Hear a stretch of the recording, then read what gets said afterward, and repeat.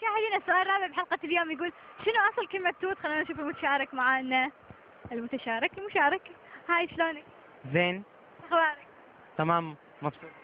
مبسوط؟ ايه. الله دوم. انت ايش فخدك؟ انا من الكويت، انا كويتي. والنعم. إنزين أكيد كويس. ايه اكيد. شو اسمك؟ محمد مقبول. على شحم. محمد؟ مقبول محمد افضل.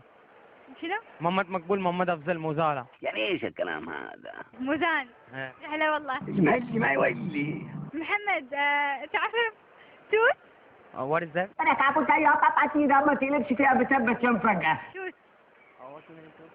توت ستروبري.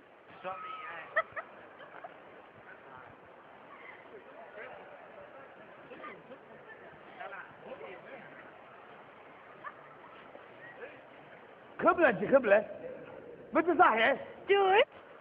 What does it mean? Tooth means strawberry, right? Bengkelis dia mesti.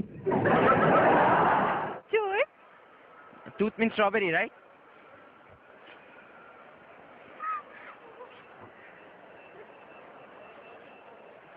انا في حاجة غلط ولا ايه؟ إنزين ما يعرف. توت شنو أصل الكلمة؟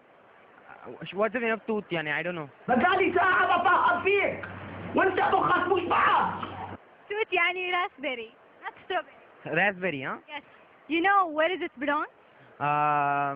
Raspberry is mostly in India. ولا انت حمار ولا انت فاهم حاجة، عمال اقول لك بالصبح. إنديا كلمة هندية. Okay thank you سويتوا فيني.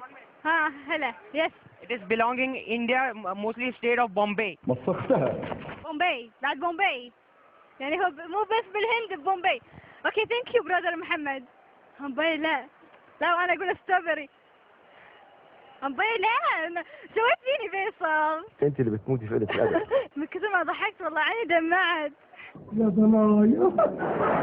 لو أنا أقول ستروبري صدق عاد كويتي. نشذب يقول أنا كويت. هفت لاي مش هتهفت لاي.